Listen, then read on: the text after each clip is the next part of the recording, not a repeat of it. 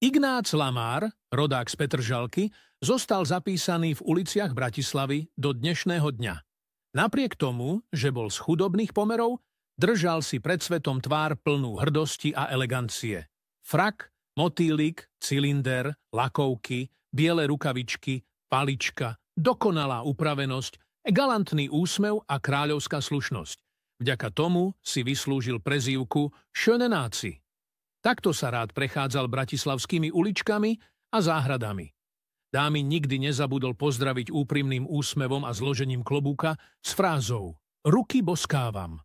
Tieto slová sú vyrité aj na jeho náhrobnom kameni, na Ondrejskom cintoríne v Bratislave, kam boli v roku 2007 prenesené jeho telesné pozostatky. Schöne Náci je umiestnený v životnej veľkosti pred bratislavskou kaviarňou Majer. Táto socha bratislavského gavaliera tu zdraví ľudí do dnešného dňa. Ak nesleduješ môj profil, pravdepodobne už nebudeš počuť ďalšiu legendu, ale ak áno, tak zanechaj srdiečko a buď pevnou súčasťou hrdej komunity Slovákov.